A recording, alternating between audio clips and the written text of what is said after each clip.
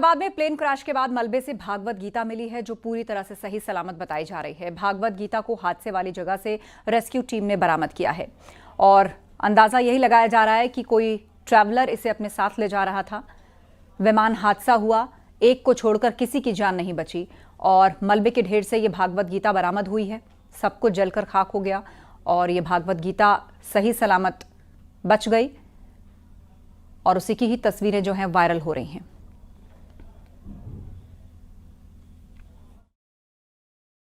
आपको ये यहाँ डेब्री से मिला भगवत गीता? हाँ, यहाँ से ही मिला। यहाँ से मिला? हाँ जी। सब कुछ जल चुका है बट भगवत गीता सेफ है। हाँ जी। आप कहाँ किस संस्था के साथ जुड़े हुए? मैं संस्था के साथ नहीं जुड़ा हूँ। आप सिविलियन वॉलंटियर हूँ मैं। वॉलंटियर? Yes yes. तो आप एक बार और दिखाएंगे? आप ये दिखाएंगे और क्या आप थोड़ा अपना एक्सपीरियंस बताएंगे कब मिला, कितने दिन पहले? जी जी, ये मुझे लगभग 15-20 मिनट पहले ही मिला हुआ है। ठीक है, यहाँ पे ही पड़ा था। करीब 8:30 पौने 9 के आसपास। 15-20 मिनट पहले आप समझ सकते हो। ठीक है, लेकिन कहने का मतलब ये है कि इतनी गर्मी, मतलब 50,000 से भी ज़्यादा लीटर पेट्रोल तो होगा और ये यहाँ पे ब्लास्ट इतना बड़ा हुआ है, सारी चीज़ें जल गई है। ठीक है, इसको कुछ नहीं हुआ।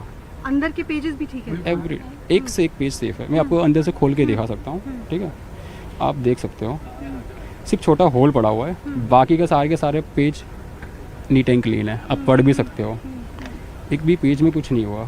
सी तो हम ऐसा मान सकते हैं, एक सिंपल कहते हैं जाको राखे साईं मार सके ना कोई, तो एक को तो एक तो सर्वाइवर है ही, एक से ज्यादा भी है। वैसे भी दो लोगों को रेस्क्यू किया गया जो जिंदा है। ठीक है, तो मतलब इसमें भी मेन इनका कंसेप्ट क्या है? कर्म का कंसेप्ट है। ठीक है, कि जैसा कर्म करोगे वैसा फल पाओगे। अहमदाबाद प्लेन हादसे के बाद जहां चारों ओर गम और अफरा तफरी का माहौल है, वहीं संघ यानी आरएसएस के कार्यकर्ता मदद के लिए सड़क पर उतरे हैं। सामाजिक संस्थाओं की मदद से उन्होंने पीड़ित परिवारों के लिए खाना और पानी, साथ ही दवाइयां भी बांटी। अहमदाबाद से लंदन जा रहे एयर इंडिया के विमान में जब दुर्घटना हुई उसके बाद तमाम लोगों को वहां से ले आकर के सिविल हॉस्पिटल में एडमिट कराया गया। सिविल हॉस्पिटल में न सिर्फ घायल हैं बल्कि कुछ लोगों की मौत यहां आने के बाद भी हुई, लेकिन पूरे देश से जो परिजन उनके आ रहे हैं, अपनों की तलाश में आ रहे हैं, उनको रहने खाने का इंतजाम, ट्रैफिक व्यवस्था, ये सब कुछ संभाल रहा है राष्ट्रीय स्वयंसेवक संघ। और आप यहाँ पर देखिए कि यहाँ पर अग्रवाल सेवा समिति की तरफ से आरएसएस ने इसका आयोजन किया है। स्वादिष्ट भोजन 10 रुपए में प्राप्त करें, लेकिन आज निःशुल्क है। आप देखेंगे तो आरएसएस के लोग यहाँ पर आपको अपने गणवेश में यहाँ पर दिखाई देंगे और यहाँ पर लोगों को क्या क्या दिया जा रहा है? छाछ दी जा रही है और खाना दिया जा रहा है। अच्छा। और श्री राम श्याम चैरिटेबल मंडल की तरफ से जी, और अग्रवाल सेवा समिति की तरफ से। इसमें आरएसएस के लोगों का क्या रोल है? वो सेवा दे रहे हैं। अच्छा, हाँ, सबके लिए व्यवस्था किया जा रहा है। हाँ जी, तो आप लोग आरएसएस के कितने लोग यहाँ लगे हुए हैं? यहाँ पे हमारी कम से कम 150 जनों की टीम है। अच्छा जी। और क्या क्या काम कर रहे हैं आप लोग? सेवा के कार्य जो हमारे सब सेवा काम में आते हैं वो सब काम कर रहे हैं। जैसे कि हमारे प्रवक्ता है यहाँ पे जो वो आपसे बात कर सकते जैसे हैं। कि क्या आप जी क्या कह रहे हैं? आपसे ही कर रहे हैं। क्या कह रहे हैं? अलग अलग घट पद्धति से योजना है, मेडिकल से लेके भोजन की व्यवस्था है, दर्दियों के पेशेंट की व्यवस्था है, सब व्यवस्था अलग अलग की गई है संघ की तरफ से। और आरएसएस के कितने लोग यहाँ पर मौजूद हैं? अभी नगर से 9 नगर से 10-10 लोगों की टीम बनी है। अभी 125 लोग हैं अभी यहाँ पर। तो आप देखिए तस्वीरों में कि यहाँ पर आरएसएस की देखरेख में आरएसएस की तरफ से अग्रवाल सेवा समिति की तरफ से यहाँ पर श्री राम श्याम चैरिटेबल ट्रस्ट की तरफ से यहाँ पर आज तो ये आपने लिखा है 10 रुपए में, आज तो ये निःशुल्क दिया है। निःशुल्क है, सब कुछ निःशुल्क है और रात को भी हम 10 रुपए। अच्छा, रेगुलर है, लेकिन आज निःशुल्क है। है। तो आप देखिए यहाँ पर छाछ भी है, गर्मी बहुत ज्यादा है। जो परिजन आ रहे हैं, जो पीड़ित लोग हैं, उनके परिवार के लोग, उनको यहाँ पर छाछ भी पिलाई जा रही है। देखिए यहाँ पर जो लोग यहाँ पर आए हैं अपना स्वादिष्ट भोजन का भी यहाँ पर देखिए स्वाद ले रहे हैं। तो एक तरह से कोशिश ये है आरएसएस की तरफ से कि जितने भी लोग यहाँ पर आए हैं, जिनके परिजनों ने अपनी जान खो दी है। अहमदाबाद विमान हादसे में मारे गए लोगों को वाराणसी में श्रद्धांजलि दी गई। यहां गंगा तट पर शांति पाठ करके दिवंगत आत्माओं को श्रद्धांजलि दी गई। लोगों ने बाबा विश्वनाथ से गुहार लगाई कि ऐसी घटना फिर दोबारा ना हो। वेद पाठी बटुकों ने वैदिक मंत्रोच्चार के साथ मृतकों को भावभीनी श्रद्धांजलि दी।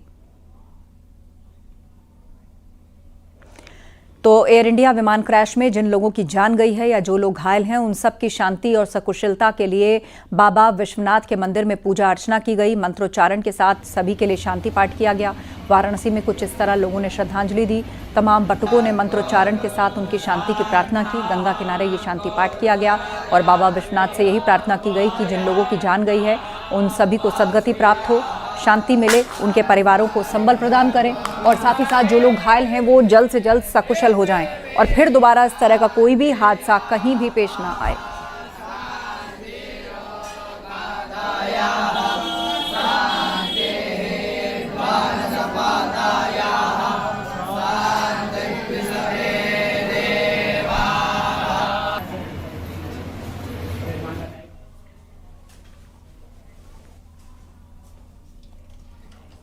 और वक्त एक ब्रेक का है, जल्द लौटेंगे।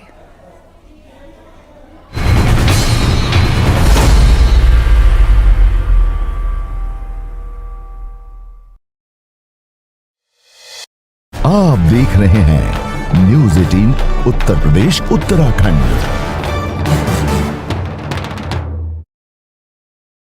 तस्वीर उस वक्त की जब प्रधानमंत्री घटनास्थल पर पहुंचे। देखिए कितना भयावह ये हादसा, जहां पर विमान क्रैश हुआ वहां पर विमान के मलबे जगह जगह पर विमान के टुकड़े गिरे हुए हैं। विमान का मलबा हर तरफ नजर आ रहा है और आसपास जितनी इमारतें हैं वो देखिए कैसे शमशान की तरह ये पूरा इलाका दिख रहा है। इस इलाके में जितने पेड़ पौधे और जितने मकान वो सब कुछ जल गया। मेस है ये, मेडिकल स्टूडेंट्स यहाँ पर रहते थे, आराम करते थे और उन्हें भी बड़ा नुकसान हुआ। जो गाड़ियाँ यहाँ पर थी वो गाड़ियाँ पलक झपकते ही राख में तब्दील हो गई हैं। एक हरा भरा इलाका, गुलजार रहने वाला इलाका पूरी तरह से शमशान में तब्दील हो गया। प्रधानमंत्री ने इलाके का जायजा लिया, उन्हें बताया गया कि कैसे यह हादसा हुआ था। विमान की टेल इस वक्त आप देख रहे हैं जो कि एक मकान में ऊपर फंसी हुई दिख रही है। विमान का विंग भी टूटकर बिखरा हुआ है लेकिन वो जला नहीं है। उसकी स्थिति देखिए, जला नहीं है। ब्लैक बॉक्स जो कि टेल में ही रखा होता है वो ब्लैक बॉक्स बरामद कर लिया गया है, जिसमें हादसे की असल वजह सामने आ सके उसकी मदद से। कितने बड़े एरिया में विमान का मलबा गिरा हुआ है। जिस वक्त यह हादसा हुआ लंच का टाइम था। बड़ी संख्या में जो MBBS के स्टूडेंट्स हैं और जो स्टाफ है, मेडिकल स्टाफ, वो मेस में थे। कोई खाना खा रहा था, कोई आराम करने अपने कमरे में आया था और जब यह हादसा हुआ उन्हें अंदाज़ा भी नहीं रहा होगा कि इस तरह से हादसा हो सकता है उनके साथ। एक दो नहीं, लगभग आधा दर्जन ये इमारतें हैं जो कि राख हो गई हैं।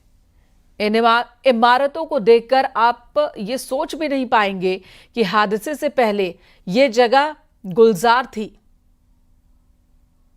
और अभी यहां मातम और हादसे के निशान दिख रहे हैं। सिर्फ शवों के टुकड़े जगह जगह फैल गए थे। रेस्क्यू की टीम ने शवों को हटाया। कल देर रात आखिरी शव बरामद किया गया। अभी भी रेस्क्यू ऑपरेशन पूरी तरह से खत्म नहीं हुआ है। जो मलबा है विमान का उसे हटाना है, बर्बादी के हर निशान को हटाना होगा। लेकिन फिलहाल एयर इंडिया की जो टेक्निकल टीम है वो भी मामले की जांच पड़ताल में जुटी है, वो भी साइट पर मौजूद है। प्रधानमंत्री ने सभी से जानकारी ली हादसे को लेकर और हादसे के बाद क्या क्या हुआ है वो जानकारियां भी प्रधानमंत्री ने अधिकारियों से ली।